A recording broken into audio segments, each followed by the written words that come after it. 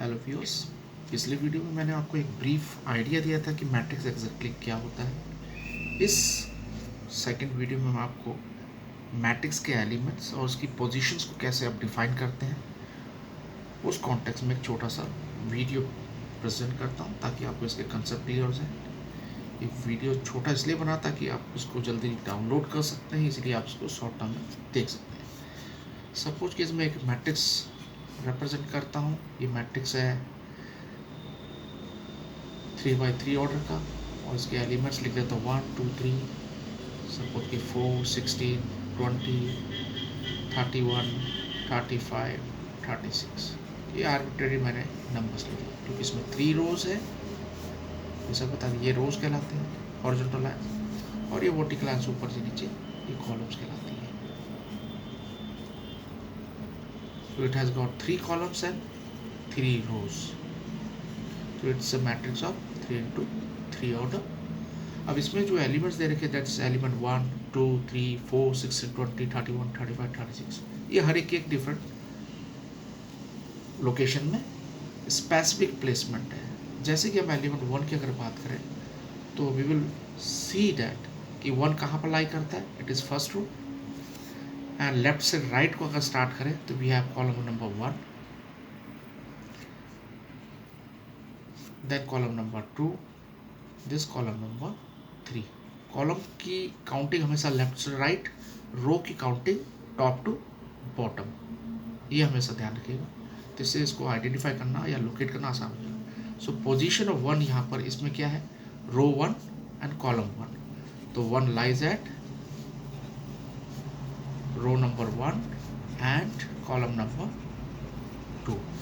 16 की अगर आइडेंटिफाई करने की कोशिश करें तो 1 2, this is second row, 1 2 second column. So 60 lies at row number 2 and column number 1, column number 2।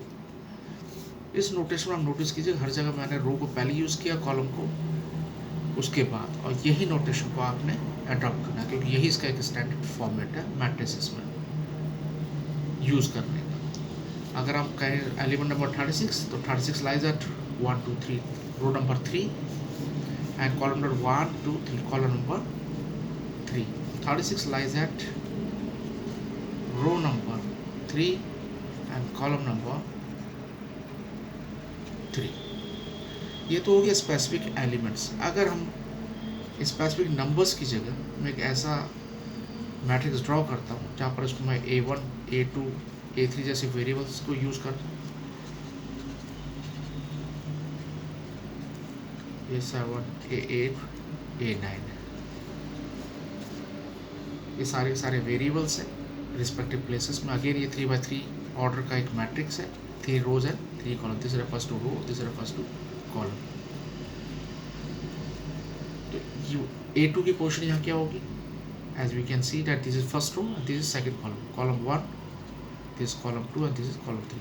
तो row 1 column 2, तो A2 की जो लोकेशन है it is at row 1 and column 2। Similarly बाकी एलिमेंट्स जो दे रखे हैं A1 to A9 सबके अपने रिस्पेक्टिव प्लेस, उनको भी आप अकॉर्डिंगली इसी प्रकार से डिफाइन कर सकते हैं।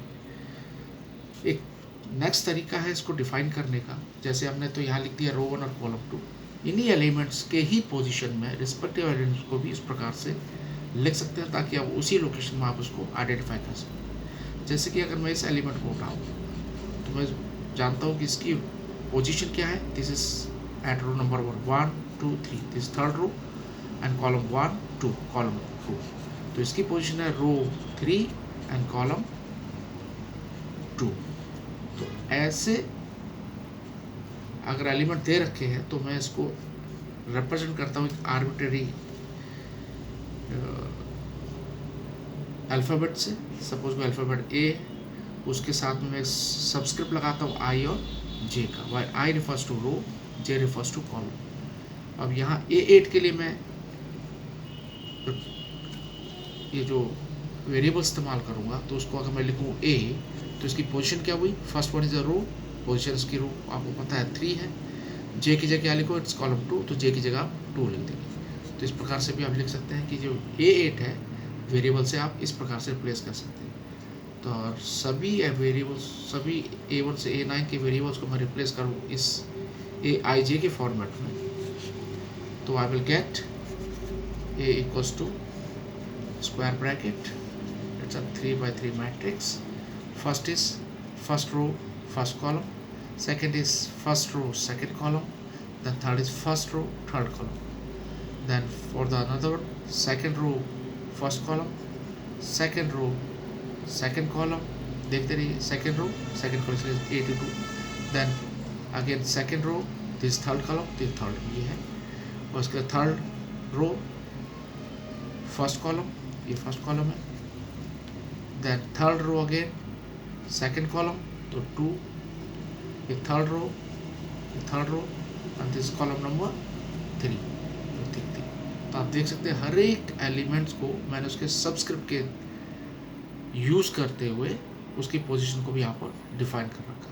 अगर आप 82 को पकड़े तो पता लगेगा 22 refers to second row and second column, 23 refers to second row and third column, 33 refers to third row and third column, 32 refers to element which lies at row number 3 column number 2. इस format में हमेशा ध्यान रखिए जो first part है that refers to row and the other part refers to column. ये standard format है. Same चीज़ जैसे ये रो है और उसके बाद वाला एलिमेंट कॉलम है. तो किसी भी एलिमेंट को आप इस फॉर्मेट में लिख सकते हैं. आई और जे, जहाँ आई और जे की वैल्यू जो है वो होगी 1 से लेकर एन डिफाइन करता है इसमें कितने रोज या कितने कॉलम्स हैं. ये आई भी 1 to n और जे भी 1 to n हो सकता है. तो इस प्रकार से आप इसको रिप्रेजेंट कर सकते हैं. और सिंप्लीफाइड तरीके से मैं इसको लिखूँ तो ये matrix a can be represented as square matrix element Aij. ये इसका स्टैंडर्ड तरीका है. Where i equal to 1 to 9, 1 to suppose करो ये m रोज है और j है n रोज की, m कॉलम की, sorry m rows, i refers to rows, तो इसमें m रोज है और j मतलब j कॉलम्स, मतलब कितने कॉलम्स है 1 2 3 अप टू n, तो n कॉलम्स और j रोज. तो ये मैट्रिक्स हो जाता है Aij m rows and n columns का, और i की जो वैल्यू है डेट गोज फ्रॉम 1 to कहाँ तक m तक, j की value goes from 1 to n तक. तो ये इसका शॉर्ट नोटेशन है किसी भी मैट्रिक्स को रिप्रेजेंट करने का, और इस बेसिस पर उसकी मैट्रिक्स की आप लोकेशन भी आइडेंटिफाई कर सकते हैं. Thank you. नेक्स्ट वीडियो में वापस के इसके एक स्टेप अहेड चलूँगा और धीरे धीरे इस चैप्टर को कंप्लीट करता चलूँगा.